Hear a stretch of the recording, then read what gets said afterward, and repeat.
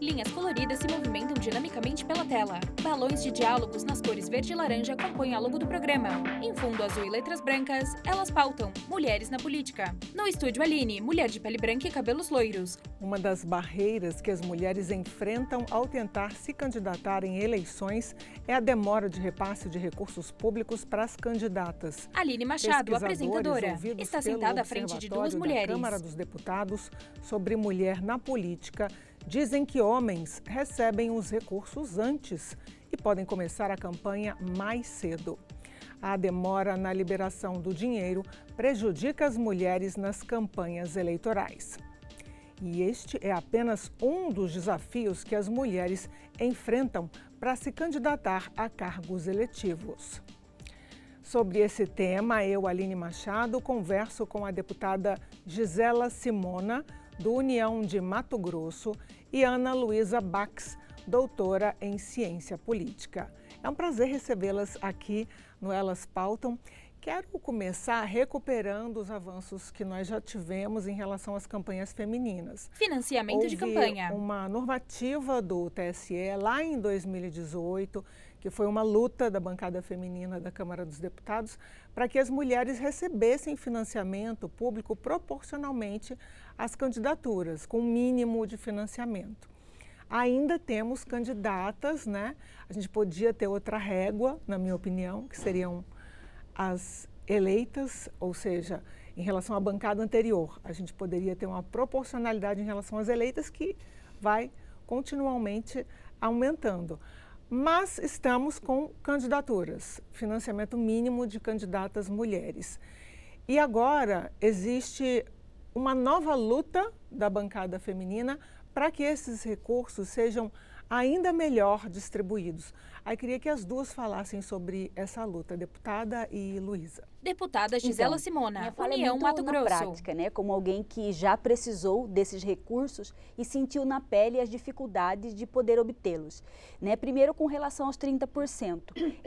Ao avanço da conquista de ter garantida dos 30%, mas em muitas situações você ouve a justificativa do líder partidário de que a distribuição de 30% ela é no país inteiro. Então você fica ali, eu em Mato Grosso, sem saber se uma mulher lá do Nordeste ou do Sul do país já recebeu esse recurso, e é por isso que nós não estamos recebendo. Então essa transparência na forma de distribuição dos recursos é algo que é extremamente necessário, né? E como você abriu o programa dizendo, né? Você muitas vezes tem o recurso, mas ele chega já no final do pleito eleitoral, o que é muito complicado, porque nós temos uma situação, às vezes até de não conseguir gastar esse recurso, né? E aí não pode se fazer as contratações, o material gráfico que é necessário fazer para distribuir, para pedir o voto, tudo isso atrasa muito a campanha, que já é num tempo reduzido e que nós acabamos aí ficando muito prejudicadas nesse contexto. Vou ler aqui uma parte da legislação pelas normas atuais. Os partidos devem destinar no mínimo 30% dos recursos públicos de campanha para as candidaturas femininas e o prazo é até 15 de setembro. A propaganda eleitoral, no entanto, começa em 16 de agosto. Qual é a sugestão do Observatório da Mulher? Financiamento de campanha. Na verdade, a gente pode comemorar porque a sugestão do TSE foi incorporada nas resoluções, né? É que as resoluções saíram, foram publicadas na sexta-feira. Ontem a gente estava analisando, né? Ontem recém que a gente pôde ver Ana Luísa Bax, consultora da Câmara dos Deputados. De novo, né? E para nossa satisfação do Observatório, da bancada de mulheres, né? Que também vem lutando por isso, houve uma antecipação em relação a 15 de setembro. Nessa última resolução, né, de ontem, os recursos agora para as mulheres, eles têm que ser repassados para as mulheres e para os candidatos de raça negra, né, homens e mulheres. Tem que ser repassados até o dia 30 de agosto, né, que foi uma das medidas que o Observatório defendeu na audiência que o TSE promoveu para ouvir sugestões para resoluções, né? Então, essa resolução foi incorporada, né, para nossa satisfação e, né, satisfação das candidaturas femininas no país inteiro. Isso ainda não é garantia, porque mesmo essa data de 15 de setembro, que vigorou na eleição anterior, né, ela não foi cumprida nos 100%, né? Muitos partidos atrasaram esses repasses, né? A gente vê que na prática não foi cumprido rigorosamente, mas agora a data vai ser anterior ainda, né? E agora tem que se brigar, né? As mulheres têm que brigar junto aos partidos para que isso seja efetivado, né? Em relação àquela demanda antiga de que os recursos deveriam ser distribuídos diretamente pelo TSE, porque hoje ainda são distribuídos pelos caciques partidários, que 99% já historicamente são homens.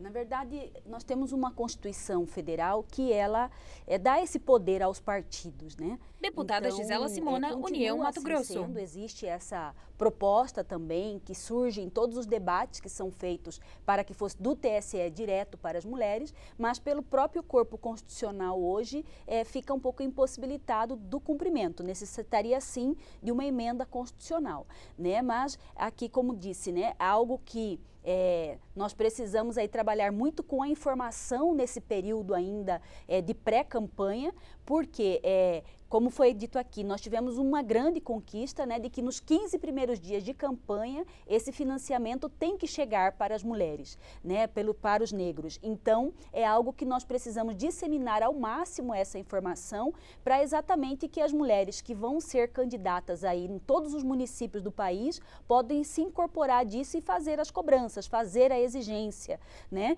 porque nós sabemos aí o grande poder também que as mulheres têm quando constituem uma chapa num município, né? Porque hoje, se uma mulher que está ali, candidata, passou na convenção e o partido não cumpre dentro do prazo de 15 dias, ela, se desistir do pleito, ela derruba essa chapa, né? Então, nós precisamos aí nos empoderar disso que a norma já nos dá para que a gente possa exercer esse direito, né? Ou seja, você tem que ter aí 30% da chapa constituída de mulheres e, na medida que uma desiste da campanha, por exemplo, sob a justificativa de que não recebeu nenhum recurso, você vai ter que ter homens, né, ali sendo retirados da chapa para que essa chapa continue válida junto à Justiça Eleitoral. Então, é muito importante essas informações chegarem aí em todos os municípios brasileiros. Financiamento de campanha. Aquela reivindicação também antiga de que fosse cumulativo, de que a distribuição pudesse dobrar. Por exemplo, você tem um financiamento de mulheres que conta em dobro, um financiamento de negros que conta em dobro, mas você não olha para a figura da mulher negra ainda na legislação.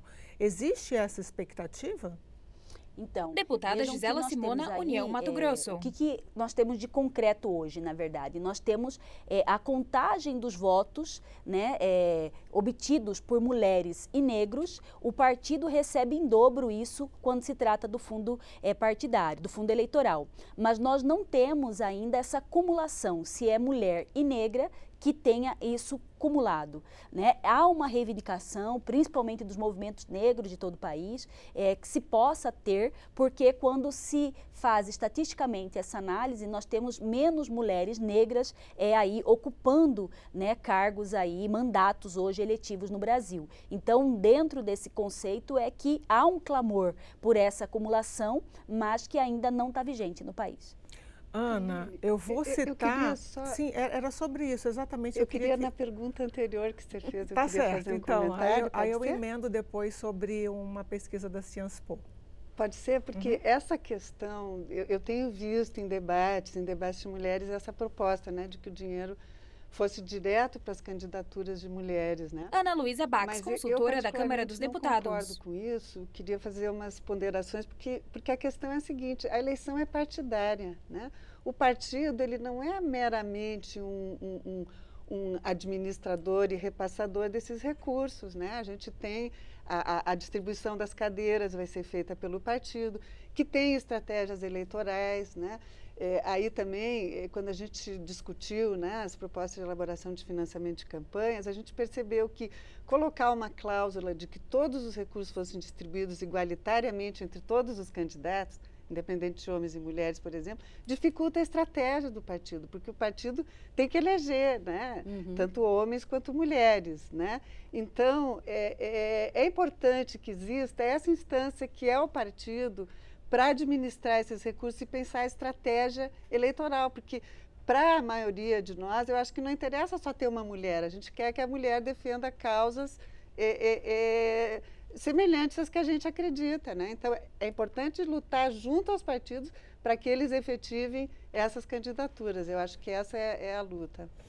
Agora, a pesquisa da Sciences Po, que eu ia emendar... Financiamento de campanha. É curiosa, porque os resultados são contraintuitivos. Essa pesquisa mostra que mulheres brancas apresentam aumento de 53% na proporção dos votos e que as mulheres negras tiveram um decréscimo de 12% na proporção dos votos. É uma pesquisa que conta a partir de 2001, quando houve essa contagem em dobro do financiamento para mulheres e para negros. Por quê? Só corrigindo, a emenda é de 2021, né? Ela só se aplicou, se aplica agora após a eleição de 2022, né? Então, eu não conheço essa pesquisa, essa evolução. Eu vi dados de, nessa última eleição, proporcionalmente teria aumentado o número de mulheres negras mais que o de brancas, né? Mas aí eu não sei, fica difícil, porque pode ser em relação ao número de votos, né? E você pegou, proporção dos votos, sim. De 2001 até agora, né? É um período longo. Eu estranhei. Mulheres negras teriam perdido em votos, 12% que não parece, na proporção né, o dos que a votos. gente Exato, observa. contraintuitivo. Alguma dica para a gente entender? Na verdade, assim, eu falo da dificuldade, né, como mulher negra que sou, da dificuldade de nós conseguirmos aí os nossos espaços dentro dos partidos políticos para poder participar do pleito eleitoral. Deputada Gisela Simone, União Mato Grosso. Uma trajetória histórica, né? O que é importante registrar? Nós tínhamos antes no Brasil o financiamento, né, a possibilidade de receber recurso por CNPJ, por exemplo, em que você via empresários, grandes empresários investindo, né, em pessoas que pudessem aí ser seus representantes dentro do parlamento, seja ele municipal, estadual ou federal, né? E aí nós tínhamos essa exclusão muito maior, né? Com o financiamento público de campanha, a gente conseguiu evoluir nesse sentido, diminuir essa desigualdade, seja de pessoas do poder econômico, seja independente de raça ou credo, algo nesse sentido, de participar das eleições de maneira geral, né? O que eu vejo extremamente relevante. Eu sou uma pessoa, por exemplo, que não estaria hoje deputada federal se não fosse o financiamento de campanha, né? Em que recebi do partido para poder fazer o pleito, porque não tenho dinheiro próprio para poder investir numa candidatura, né? Então, é de extremamente relevante a gente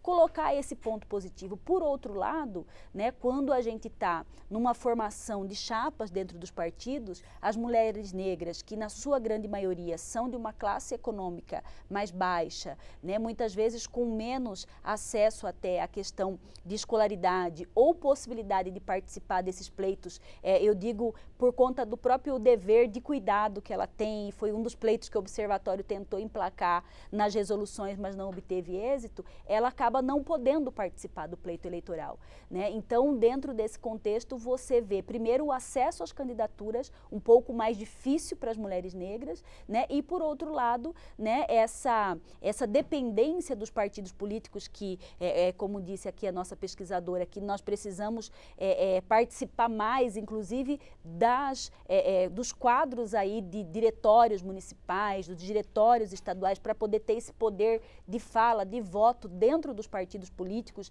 na distribuição dos recursos. Então, o não participar dessa administração dos partidos também nos exclui desse momento de distribuição mais igualitária.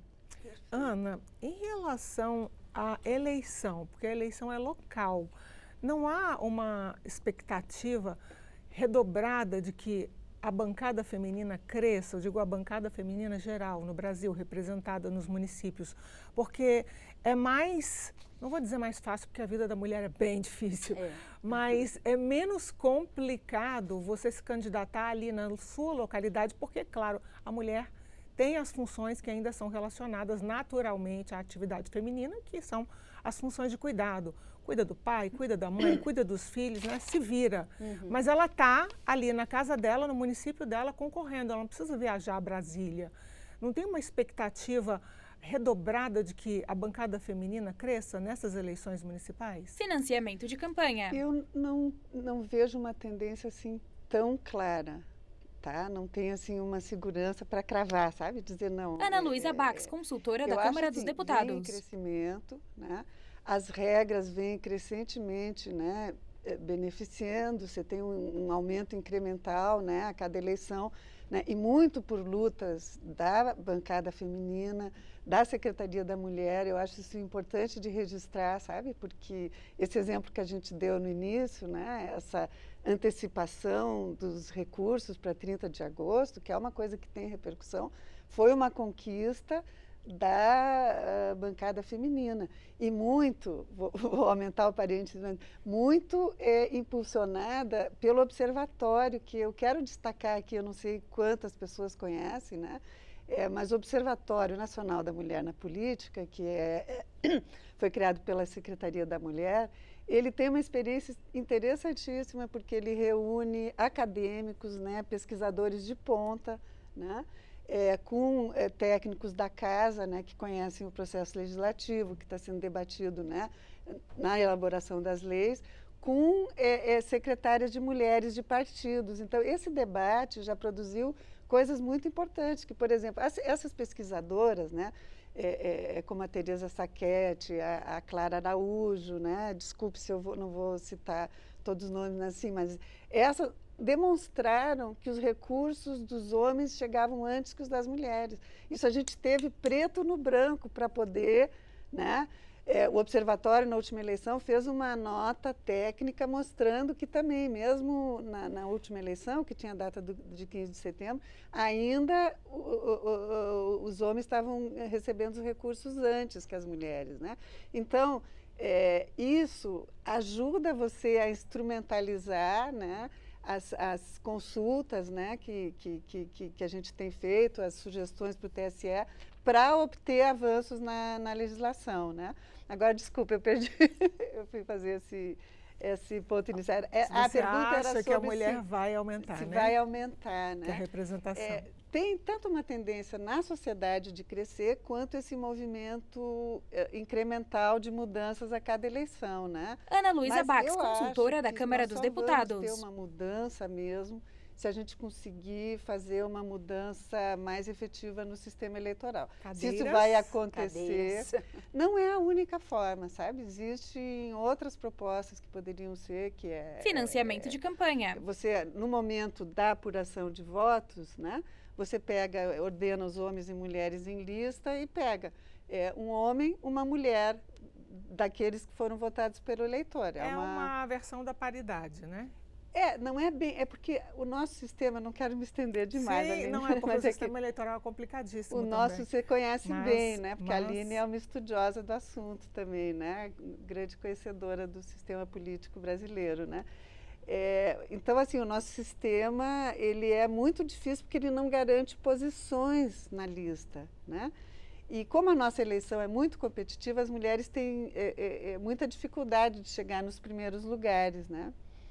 Enfim, a gente tinha que fechar a lista, a gente tinha que fazer um monte de modificação, né, na legislação, porque não tem como você colocar a mulher com lista aberta.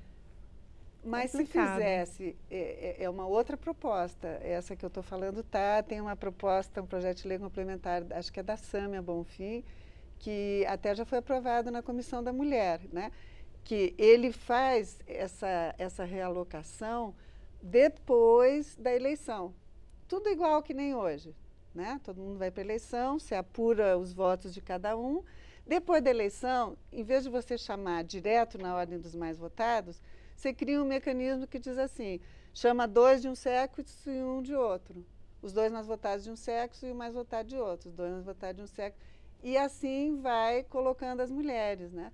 Esse seria um projeto que poderia ser aprovado por lei ou por lei complementar, que é menos do que a proposta de reserva de cadeiras, né? Que essa proposta é a que ganhou, né, apoio, tem sido a mais discutida, mas nós estamos esbarrando na dificuldade de aprovar, precisa a maioria constitucional, precisa 308 votos. Eu lembro que lá atrás a briga era só por 10%. Eu fiz uma entrevista com a deputada Benedita dia desses e a gente já estava falando em paridade. Eu falei, mas o Congresso não aprovou 10%. Não. Qual que é a sua versão da Então, deputada? primeiro com relação à sua pergunta do aumento de vereadoras, né? Deputada Gisela Na verdade, Simona, a eleição União Mato para Grosso. vereador é uma das eleições, eu vou atrever a dizer que seja mais difícil do nosso país, né? Porque embora você fale da mulher que muitas vezes ali pela sua vocação ao lar, seria talvez mais fácil concorrer dentro do mesmo município do que fora, só que ali a briga é mais acirrada, né? Você tem no mesmo bairro várias pessoas concorrendo entre si para aquele mesmo pleito, né? A pressão sobre o dirigente partidário também é mais forte, daqueles que têm uma base mais planejada, mais ampliada. Você tem hoje a questão dos mandatários, né? Aqueles que já estão com o mandato de vereador, concorrendo em tese numa situação de igualdade com aquele que nunca assumiu, né? Então, tudo isso, de alguma forma, dificulta muito essa ascensão das mulheres. E eu que tenho trabalhado mesmo com as mulheres agora para a campanha de 2024, algo que se percebe que aquelas que já foram candidatas e que foram desrespeitadas pelos seus partidos no sentido de não ter sido cumprido com ela, né, o valor para a sua campanha, o seu tempo de TV ou algo nesse sentido, ela está muito resistente a participar novamente do pleito eleitoral pela essa insegurança de novamente não cumprirem com ela, né, com aqueles direitos mínimos que ela teria para participar do pleito. Financiamento de campanha. Vai ser uma eleição bastante difícil, né? Embora a gente já perceba que do ponto de vista do eleitorado há um certo clamor, né, diferente dos outros anos, das mulheres votarem em mulheres, né? Então, muitas perguntas aí, quais vão ser as mulheres que serão candidatas? Então, isso é um lado muito positivo, né, do querer se ver representada, né? Então, essas eleições aí vêm com vários desafios, né, do que vem o resultado do pleito aí com essas novas regras que estão sendo instituídas também. Eu quero encerrar nosso programa com alguns dados sobre a representação, para a gente, né, olhar realmente o que representa o Brasil. 51% da população, um pouco mais nós somos. 18% de cadeiras no Senado, 18% de cadeiras na Câmara. Agora, quando você vai olhar, essas percentagens já são ruins por si só. Quando você olha os países com mais mulheres no parlamento, aí é alarmante. O Brasil está em 129. Ruanda está lá na frente, Cuba lá na frente, Nicarágua, Brasil lá embaixo, Papua Nova Guiné e Iêmen. O Brasil está muito lá atrás na lista de cadeiras no parlamento. Por quê? Isso se explica só pela legislação? É uma cultura de desvalorização da representação feminina? A gente ainda vai reviver aquele discurso de que mulher não vota em mulher? Qual é o cerne da questão? Ana Luísa Bax, consultora da Câmara dos Deputados. Se a gente comparar ainda na América Latina, é mais alarmante ainda. Porque você pode, né, em todo mundo você tem diferença de cultura, né, mas na América Latina, vamos supor que existem, né, semelhanças, né, com relação ao lugar da mulher na sociedade, o patriarcado, né, e, no entanto, o Brasil aqui está em penúltimo lugar, eu acho, né, cada ano varia, mas se não é o último, é o penúltimo e nós estamos ali sempre, né. E por que isso é uma coisa interessante, assim, se você vê no mundo todo, eu fiz um estudo sobre isso, a partir da década de 90 que começa a aumentar o número de mulheres no mundo todo. E teve uma reunião das Nações Unidas em Pequim que foi fundamental para isso, porque lá eles tiraram diretrizes para o estabelecimento de cotas, né? E as cotas foram fundamentais, não é só a cota, né? Mas as cotas foram fundamentais para impulsionar o número de mulheres. Eu vi uma comparação entre França e Brasil. Na década de 90, França e Brasil tinham um número semelhante de deputadas no parlamento, entre 12 e 15, vamos dizer, né? A França um pouquinho mais, né? A França aumentou, e aumentou, hoje está com em torno de 40%, e foi fundamental para o aumento da França que eles conseguiram instituir cotas eleitorais lá no sistema distrital, que antes se achava que só podia ter cotas no sistema proporcional, mas na França eles criaram um sistema de cotas também que funcionou, impulsionou em 20 anos, funcionou. Então, o nosso sistema aqui de cotas, o que a gente tem discutido, o sistema de lista aberta é o mais desafiador para você implementar cotas, né? Porque tem uma dificuldade muito grande, porque não tem a posição, a né? marcação do assento. Não tem, né, a marcação do assento, a marcação de em qual distrito ela vai concorrer.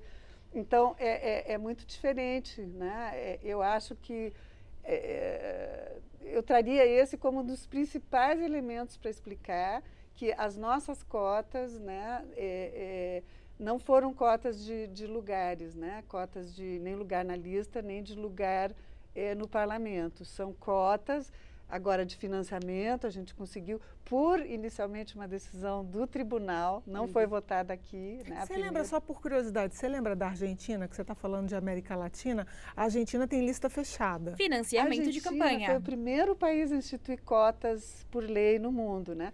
A Suécia, os países nórdicos lá, eles tinham cotas conquistadas pelas mulheres nos partidos. Né? Então, elas conseguiram, que nem alguns partidos brasileiros têm isso, né? Cotas de mulheres na direção e tal. Era interno ao partido, né?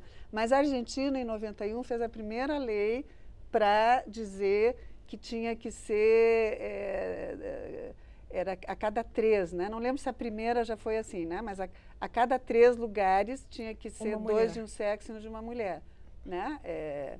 2 homens e uma mulher, né? Mas mesmo lá, após a lei, ainda teve que haver batalhas nos tribunais para efetivar, para que os tribunais não aceitassem o registro de listas que não funcionavam. A mesma coisa que tem aqui. Só que a lista lá, fechada, ela é eficaz, porque uma vez que a mulher entrou no lugar e o partido elegeu 3, vai entrar uma mulher. Porque é fechada, não tem argumento. Porque é fechada. Deputada Gisela Simona, União Mato Grosso. Eu compro o pacote. Exato. Né?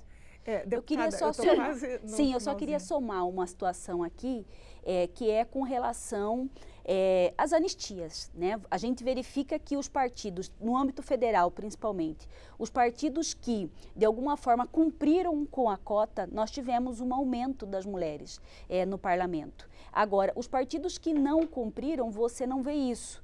E, por outro lado, infelizmente, a gente tem, passada a eleição, acaba surgindo um projeto de lei de anistia, né, de perdão para os partidos que descumpriram essas regras. Foi aprovado, né? Na CCJ. Então, isso é muito ruim, né, porque você tem essa impunidade fazendo com que se dê o jeitinho nas eleições para fazer de conta que se cumpre, né, na verdade, as regras estabelecidas. Então, é claro, num avanço, nós temos essa questão, seja das listas, seja das cadeiras, que eu acredito que é o que vai realmente poder garantir um pouco mais da diminuição dessa desigualdade, mas enquanto daquilo que nós temos, também é de extrema relevância que aquilo que se torne regra, aquilo que se torne lei, que realmente seja cumprido e que não se tenha perdão a esse tipo de tratamento injusto e desigual.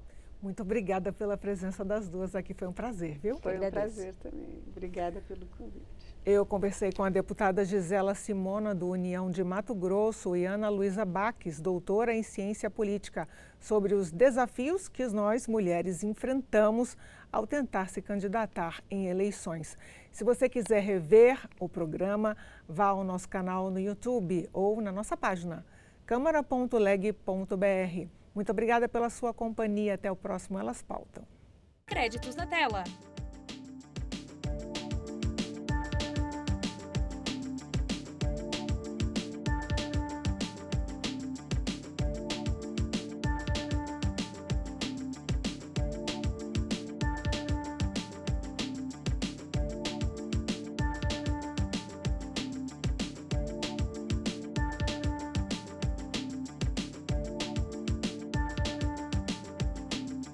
Logo Câmara dos Deputados. Abaixo Brasília, março de 2024. Câmara.leg.br.